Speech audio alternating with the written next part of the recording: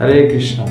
आप सबको इस्कॉन चंडीगढ़ की तरफ से जन्माष्टमी की बहुत बहुत शुभकामनाएं। और आपसे कुछ ही दिनों बाद जो जन्माष्टमी महामहोत्सव आने वाला है। जन्माष्टमी वह तिथि है जिस दिन भगवान श्री कृष्ण का प्राकट्य दिवस है और भगवान श्री कृष्ण परम पुरुषोत्तम भगवान हैं, जो कि हम जैसे बद्ध जीवों पर कृपा करने के लिए मनुष्य रूप में आते हैं, नाना प्रकार की लीलाएं करते हैं, हमें अपनी ओर आकर्षित करते हैं, अपने शाश्वत धाम को हमें बतलाने के लिए आते हैं। तो इसलिए यह दिवस हम सभी के लिए बहुत ही शुभ तिथि मानी जाती है और ख़ास करके जो वैष्णवगण हैं उनके लिए तो बहुत विशेष तिथि है। श्रील प्रभुपाद जी की कृपा से पूरे विश्व भर में बहुत ही धूमधाम से यह उत्सव मनाया जाता है।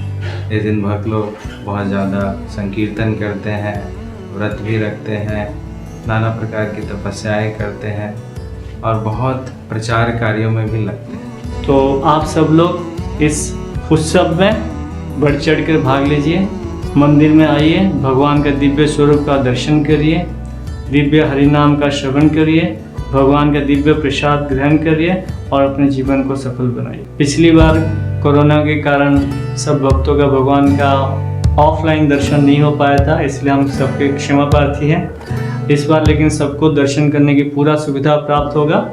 इस बार सुबह का कार्यक्रम ऐसे ही रहेगा। सुबह मंगल आरती 4:30 होगा, जिसमें भगवान का नया श्रृंगार के नया ड्रेस के साथ हम दर्शन करेंगे। फिर 8 बजे श्रृंगार दर्शन होगा, उसके बाद फिर दूसरा नया ड्रेस होगा भगवान का, और फिर उसके बाद कीर्तन चलता रहेगा दिन भर। सब लोग मंदिर में आ सकते हैं, दर्शन कर सकते हैं और ये दर्शन कार्यक्रम रात के 12 बजे तक चलता रहेगा। इसमें इस तरह से है कि कोरोना को ध्यान में रखते हुए, क्योंकि एक जगह पे गवर्नमेंट का रेगुलेशन है कि ज़्यादा गैदरिंग नहीं करनी है, इसलिए भक्त लोग केवल आएंगे, दर्शन करेंगे और निकलते रहेंगे। 1 बजे के बाद दर्शन ऐसे ही रहेगा। 1 बजे से पहले लोग आके बैठ सकते हैं, डिवोटी आके बैठ सकते हैं, लेकिन उसके बाद 1 बजे के बाद केवल दर्शन करेंगे और भक्त लोग बाहर निकलते रहेंगे, क्योंकि संध्या के समय दोपहर के बाद भीड़ बढ़ जाता है। तो आप सबसे इस चीज़ का सहयोग चाहिए कि आप दर्शन करते रहिए, निकलते रहिए और साथ साथ सबको प्रसाद भी मिलता रहेगा और स्टॉल्स भी लगे होंगे।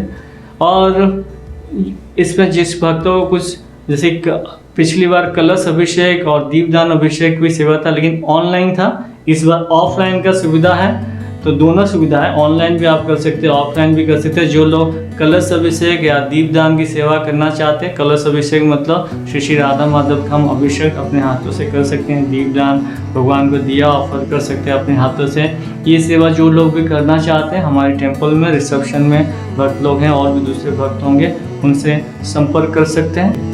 और अगले दिन नेक्स्ट डे 31 अगस्त को भगवान की शुद्ध भक्त सेनापति भक्त श्रील प्रभुपाद जी का 125वां व्यास पूजा है, या 125वां उनका जन्मदिन है, आविर्भाव दिवस है। तो उस दिन भी फेस्टिवल होगा, बहुत बड़ा फेस्टिवल होगा। सुबह 10:30 से शुरू हो जाएगा।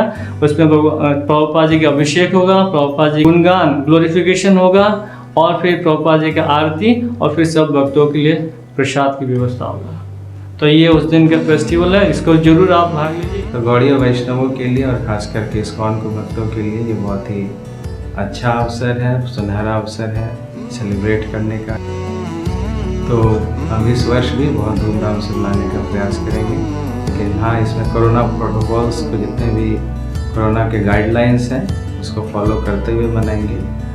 और आप सबसे मेरा निवेदन है कि पूरे तन मन धन से इस जन्माष्टमी सेवा में अपने आप को लगाने का प्रयास करें। हरे कृष्ण।